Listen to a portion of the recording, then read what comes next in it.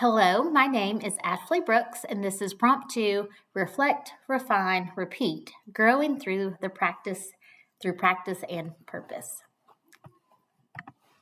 The role of reflection in my instructional practice is that reflection is at the center of how I grow as a teacher. According to one of the articles we read, reflective practice is not just about thinking back, but about actively shaping future instruction.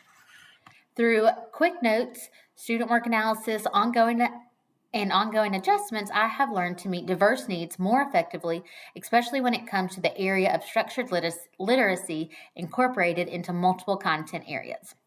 The readings from McKay have helped me see reflection as a process of doing and being and becoming. And I've grown into a teacher who always wants to ask questions, refine, and adapt. And I see reflection as not a habit, but as a part of who I am professionally. For example, in my third grade science lesson, which we're going to talk about today, on heat energy, reflection led me to revise the literacy component, build in cultural connections, and offer multiple ways for my students to share their learning. My observations echoed the research that hands-on student-centered approaches engage learners, and culturally relevant content increases inclusivity. Peer collaboration also enhances my reflection. As shown in my co-teaching experience, sharing strategies like morphological instruction has refined my approach and made my teaching stronger. Reflecting together turns my teaching into a shared journey of growth, and I'm hoping as much as they're adding to my journey, I'm also adding to theirs. Ultimately, reflection drives every part of my teaching, from planning to student engagement to inclusion, and it helps me tweak lessons, understand learners, and stay responsive. As another article mentions, it reminds us that reflection is not a luxury, it is essential for meaningful teaching. This is a picture of my team this year. We were the Wild Robot, Roz from the Wild Robot for Book Character Day. It says collaborating with peers strengthens instructional strategies, co-teaching and PLC discussions enhance literacy practices across multiple content areas, working with a team member to integrate morphological instruction into science for all reading levels, taking that really strong science vocabulary and having that academic discourse as to how we can find meaning of this word and use it to strengthen our science knowledge as well, and engaging in peer reflection to drive evidence-based improvements in teaching. This is a copy of my 5E lesson plan. Below this video on the website is a copy of this slideshow, and this is hyperlinked in there if you would like to see this in a little bit more detail. But as we go through it, there's the heat lesson slides that are hyperlinked. The water temperature experiment is where this lesson was derived from. And then there were some heat energy and thermal energy passages that really incorporated that literacy component with the science component. Prior to this lesson, I thought students needed to know more background knowledge about heat energy to be fully engaged. After talking with them, I discovered they already had everyday experiences with heating and cooling. They mentioned things like touching hot seat belts, watching ice cream melt, and using the microwave, all things to which we use heat every day. Reflecting on their experiences helped me shape the lesson to begin with what they already understood and go from there. I learned that using student experiences with temperature helps make science ideas easier to understand and more meaningful. Anytime I can connect with my student and make it real to them, the connection and the sticky knowledge seems to work a little bit better. The lesson was a third grade physical science lesson, and it explored the concept of heat as thermal energy through an engaging food dye experiment with jars of water with varying temperature. Students learned how heat transfers between objects, and the lesson aligned with the Georgia Standard S3P1. And it also integrated integrate science, math, and ELA. The lesson included differentiation strategies such as pairing students strategically, preparing the materials ahead of time, and offering scaffolded supports. Visual and hands-on exploration helped engage diverse learners. However, students needing higher levels of support in reading struggled with the passage and comprehension questions without guided help.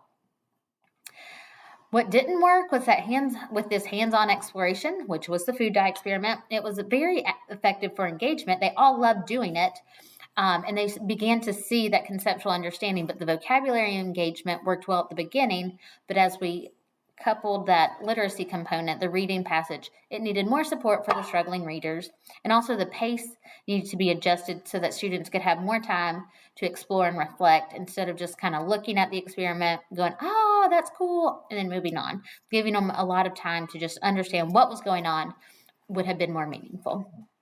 The lesson already included ELA with vocabulary and reading comprehension, as well as math when we talked about measuring time. But to further improve the integration, I thought I could add in a writing by having students create a science journal entry explaining their experiment and results, as well as art to illustrate the heat transfers in different scenarios.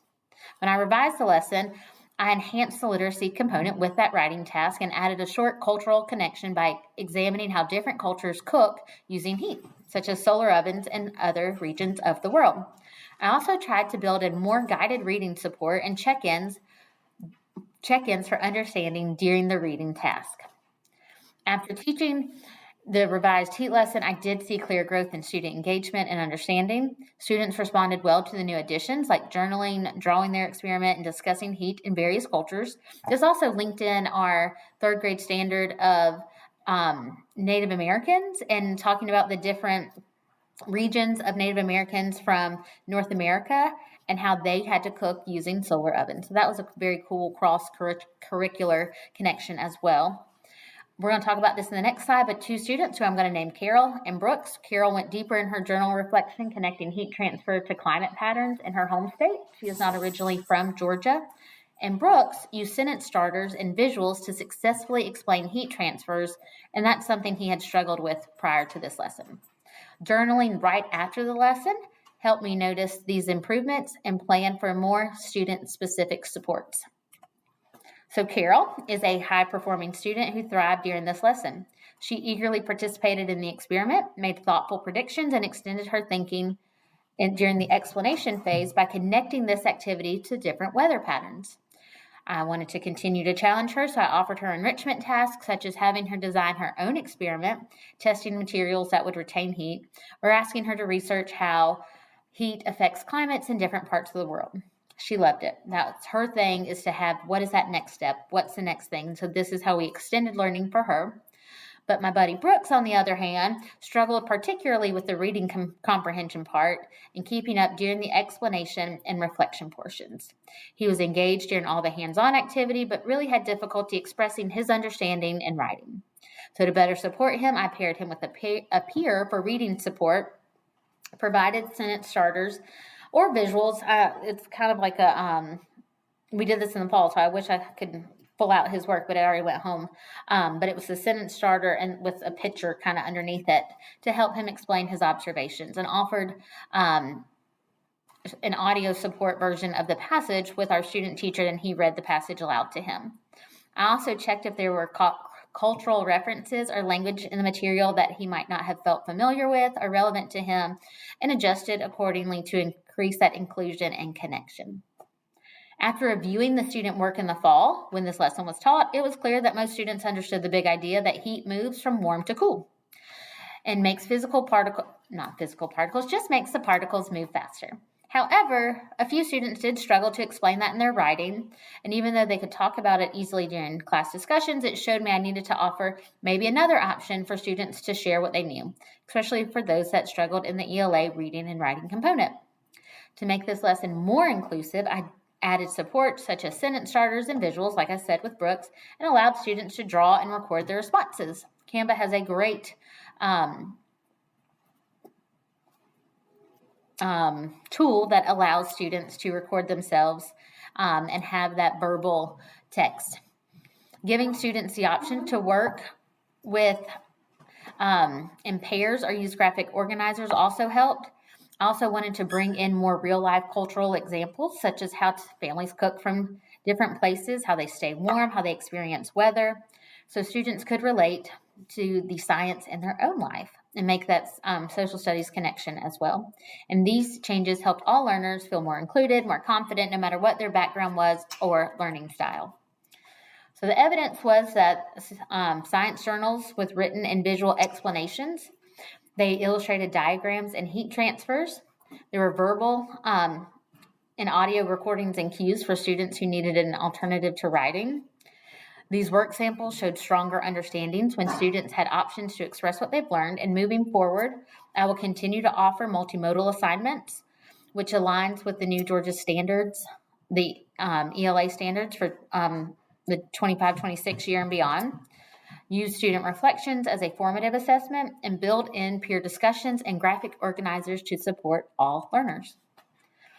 Taking that cultural piece, that cultural diversity enriches the heat energy lesson by linking student science to students' real life experience, exploring how different cultures use heat, such as solar ovens to cook, tandoor ovens, and open fire cooking. This helps students see thermal energy in everyday life. These connections make learning more inclusive and validate all student backgrounds and all student prior knowledge. Research shows that culturally relevant examples boost engagement and deepen understanding. Hands-on inquiry-based activities like food dye experiment further enhance comprehension, especially when combined with discussion and reflection. The community engagement part deepens learning by connecting lessons to students' daily lives.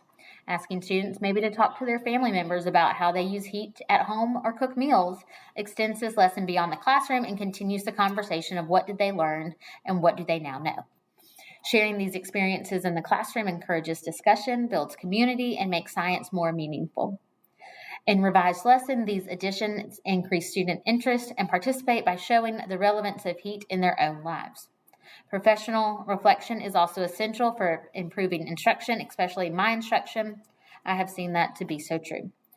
As this article explains, critically reflecting on planning classroom implementation helps teachers refine their strategies to better support all learners and strengthen their interdisciplinary teaching.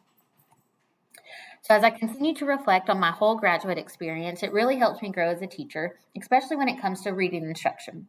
I love being able to try out what I was learning right away with my students and learning about things like evidence-based literacy practices, differentiation, and student engagement, and it gives me new tools to use in the classroom.